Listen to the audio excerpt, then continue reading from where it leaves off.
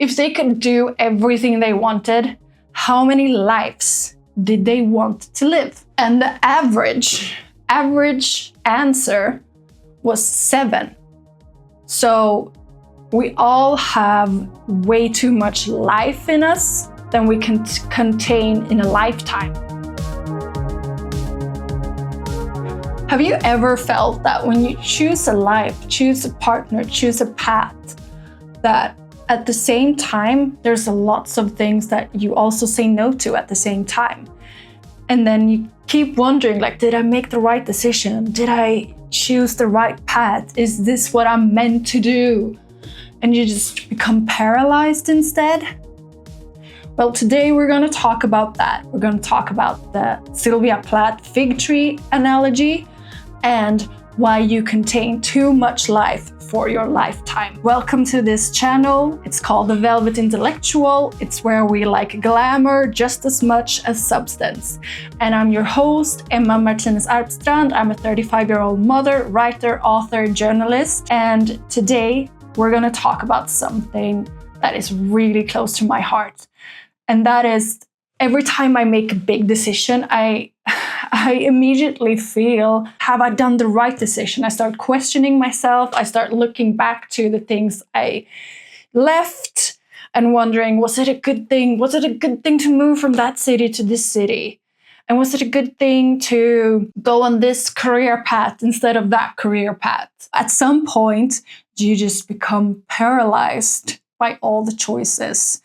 And there's like too many choices for our brain to actually comprehend in this modern day world. We're going to start with a very, very good analogy for this feeling. And it comes from Sylvia Plath's very known book, The Bell Jar. In this book, the main character is experiencing this emotion when you feel like there's so many different paths you can take and you're standing at a crossroads and you don't know where to go.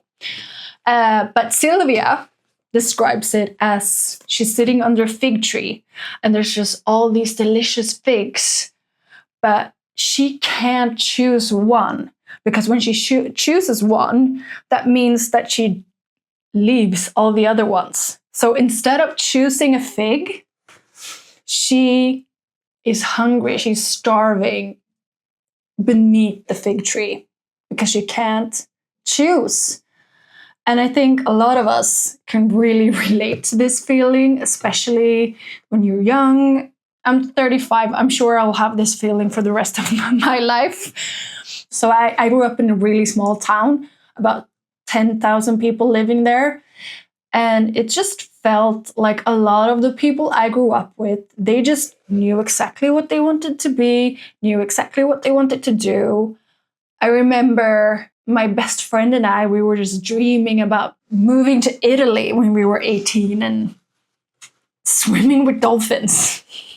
It sounds ridiculous when I'm saying it now, but yeah, that was on our bucket list. But she stayed in our hometown and she has a family there and she works in a factory there. And a lot of people did that. A lot of people do that. And it's a thing that a lot of people can look down upon, like wondering why people want to, like, isn't it stagnation or whatever?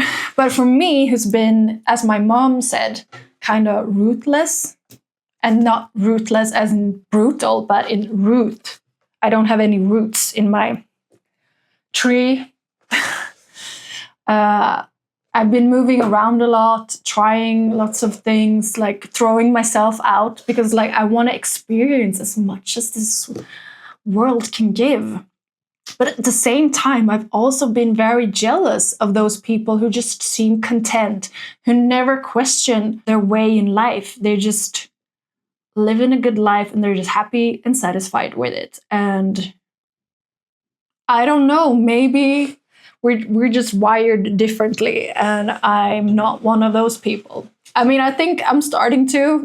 The older you get, the less also you have the energy to move and start over all again. Anyway, I used to really, really feel like Sylvia in the bell jar. I used to always wonder, like, oh, if I'm choosing this, what about this? Like when I was growing up, I really, like, I studied theater. I'm like, what would have happened if I just have went with that? It just seemed like a very, very unstable career to do. And that's also like an episode for another time, talking about like how the economic upbringing would come from and how that can sometimes hinder your dreams. Because I was definitely growing up with the you have to be able to pay your bills kind of mindset, which is great, but it also makes you then maybe not try to be an actor because you're probably not going to be able to pay your bills all the time. I read this book. It's called How to Live a Meaningful Life.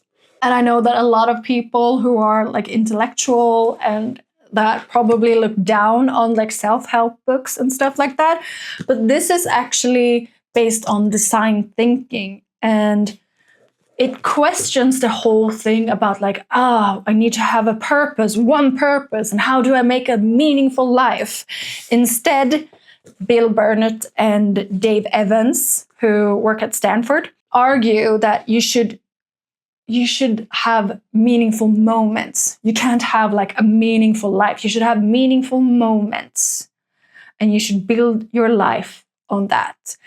And instead of like having a purpose and like, oh, this can feel very overwhelming. And where the fuck do you start? Like, what is my purpose? And especially if you're like me and you're into so many different things, then you're like, and everyone's saying, you should niche down, you should niche down.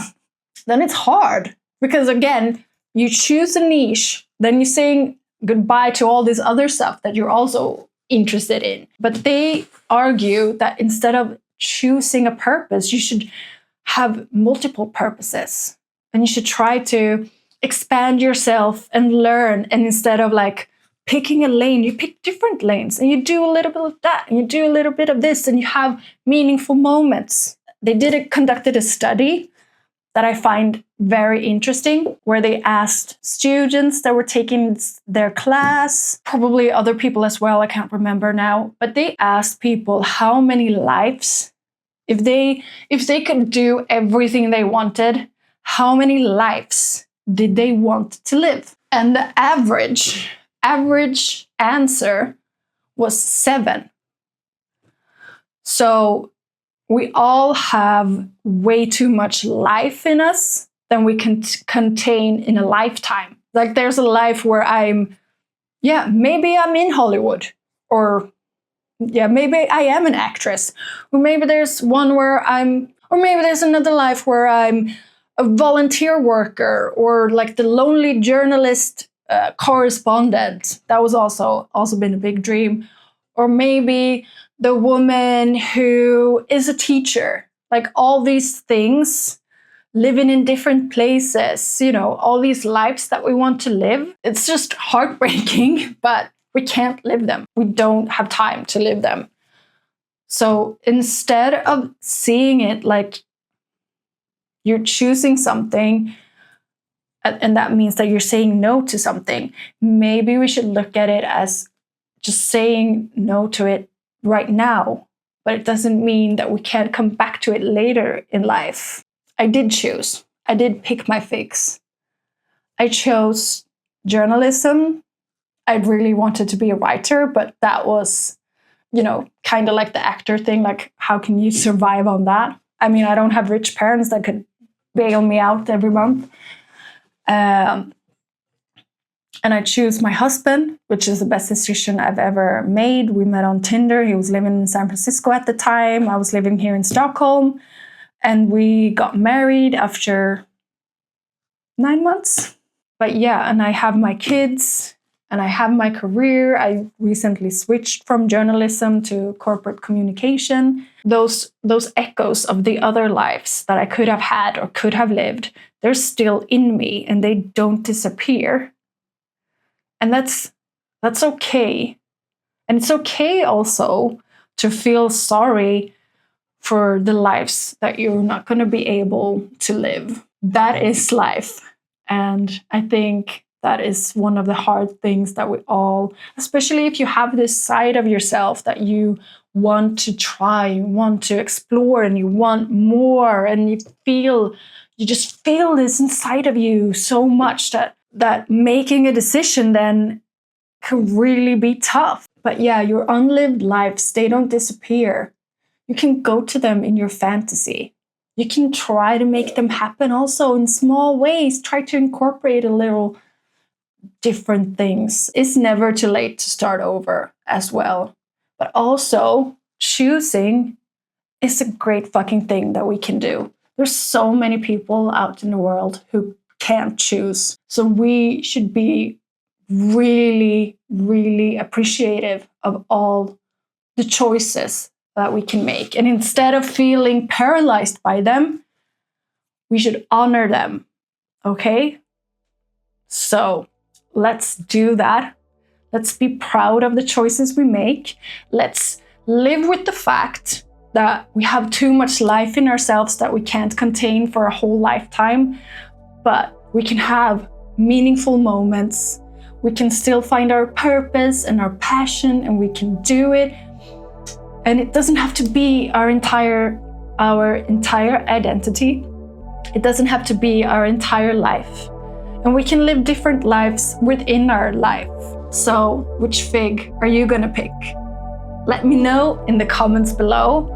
And I hope that this has inspired you to take some action or to view this whole conundrum in a different way. I'm just starting out here. I hope we can explore and learn together through this journey. Like, subscribe, and share. Till next time, this is the Velvet Intellectual saying goodbye.